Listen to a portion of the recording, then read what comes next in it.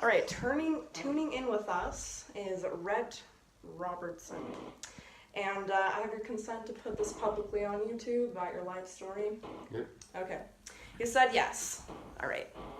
So tell us things that you feel like created who you are today. I'm going to start off with just mentioning that something that I really love about you is that you do free emotional, energetic work on people. It's a type of Reiki, and you do this for free. And I feel like you're really good at helping people. Like, your intentions are always to help lift them into a more direct spiritual ascension and dial in with love. So I really appreciate that about you, and I also value your ability to be very humble, because you've publicly told people that you have to kind of like beg, and that's not very common. I don't feel like people are that real with themselves, so I appreciate like that authenticity. So go ahead. Okay. Well, thank you. Yeah, that's kind of become my new life intention and ambition, is to learn how the mind, body, and spirit can be aligned in such a way that it can produce an actual outcome, an output that is helpful to other people, I guess. Yeah. So, how do you feel like you are able to do that with people? Just by being around them. When I've gone through my own personal healings, and I've done my meditations, and I've kind of done my thing through the day that I needed to get into a good space. If I can cultivate that before I'm around other people, then I can bring that feeling, bring that whatever it was that I got out of my time alone, I can bring that into a room with me. So you really enjoy your alone time? As much as I can get, yeah. Okay, and I think that's really important for people to know. Do you also do healing sessions on yourself when you're alone? Yes, always. Yeah. And that's a form of self-love. Right. Whatever form you can love yourself, like, I think we both agree that that's what you need to be focused on primarily in your life, so you can help other people and give them guidance. And something I love that you said is that we can't teach people, we can only show them, or like point. And right. Yeah, so. Right, yeah, I got that from the music lesson from Victor Wooten, that in the beginning of the book, Michael says, I'm your teacher, and he says, well, what are you here to teach me? And he goes, anything. And he goes, teach me everything. And he goes, well, I can't teach you anything. I could show you anything, though. And then he says, well, show me anything. And he says, that'll take a long time.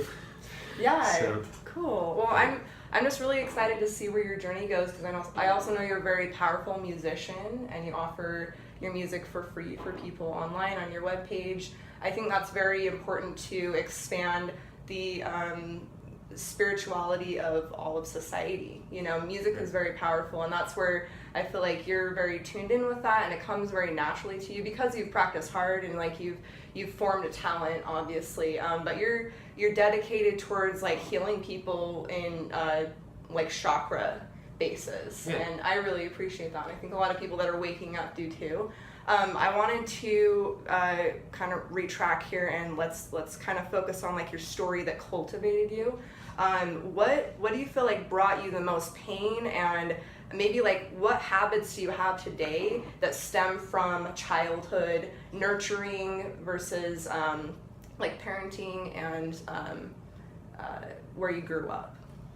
So I was raised Mormon, and during my Mormon upbringing there was an expected level of willing consent to how I would look, how I would act, how I would speak while I was in public settings and while I was in private settings with my family, and I wasn't very good at it.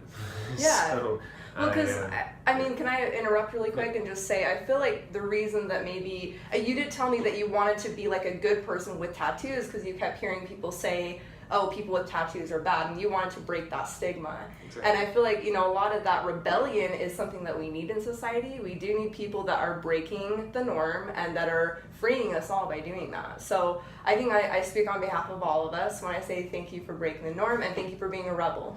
Well, there's a lot of people that went before me, so. But yeah. we still thank you. Just accept it. So, yeah, proceed with your... So about 12 or 13 years old, I came to a point where I just didn't feel like I was ever going to be able to measure up to the expectations, so I kind of gave up. And went through a lot of depression, suicidal tendencies, and drug addiction from about 16 years old, 14 years old, to about 20 years old. And so I think that was probably one of the biggest things that still kind of works on me is the idea of not being good enough, having limited value in other people's eyes, just as like a precursor before I walk into a room. That's where my mind goes. So. And I think you'll agree with me when I say this has stemmed from how you were nurtured and your environment as a child, because these are the things that you learned, and you're trying to reprogram yourself essentially to become a more authentic version of who you are. Right. Yeah. Right. But I don't think that that's anyone's specific fault. Like, you're not blaming anyone. Yeah. You take full responsibility. Yeah, because with both my parents, I mean, my dad's mentality through my whole entire life was, I'm putting food on the table. That's the way I show that I love you, and he dedicated his whole life to that. So people can only do what they're capable of, and I think you see that. I see that with my own family as well. Yeah. So I think that's great, because when you take responsibility for who you are today, despite the challenges that you've overcome, in fact, the challenges have made you a stronger person, right? And so now you can help people that have gone through the same thing that you have, and I feel like that's, within the pain lies the beauty, right? Right. Yeah. Yeah. All right, let's go over some things that you feel like really inspired you to see humans do. What did you see in your life that made you just fall in love with people? Well, that kind of goes on with the same story. As about 20 years old, I went into a non-denominational Christian church and started working with them, and got really excited about the idea of being a pastor, this unconditional love and this grace that Cool. Jesus in this non-denominational context was showing was really valuable to me, and was something that I hadn't really heard a lot of in Mormonism, and I'd never really associated that.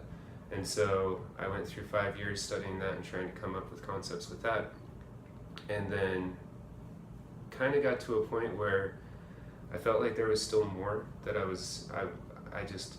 kept on hitting roadblocks, and so I decided to walk away from the Bible for a while, and then came into energy healings, Kundalini, Reiki, chakras, all kinds of things. And then I started looking at the full constitution of men and women and the human being, and what we're able to do as individuals on extreme levels. I mean, we see these extreme sports and we think that those are only for the few associates that are able to push their bodies to those extremes. But then I started seeing just regular people capable of ridiculously awesome things, and so I started wondering how that mixed in with all of the theology that I was learning, and then that went into chemical compounds of nutrition, how we re-energize our bodies and how we're able to then output. And so that's when it became a question of, okay, so if you take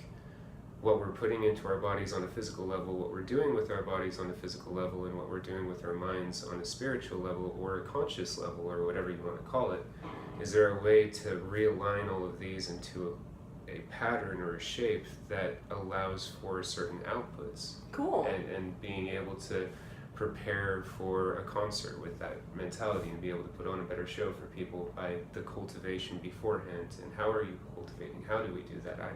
Those are still things I'm asking, but just things that I'm trying to learn. So I also want to mention that you really saved me the night before I was going to go do a performance, and I wasn't feeling it. You've done plenty of performances, and your advice was, if you're not feeling it, then don't do it, because it's going to be painful. It's going to be kind of a shit show, you said, for everyone, including yourself. And so I went with that, and it felt right. And I think that you've got some really great advice from your experiences. And I guess we're going to wrap up here, but thank you so much for your time. Yeah, thank you. Namaste. Good stuff.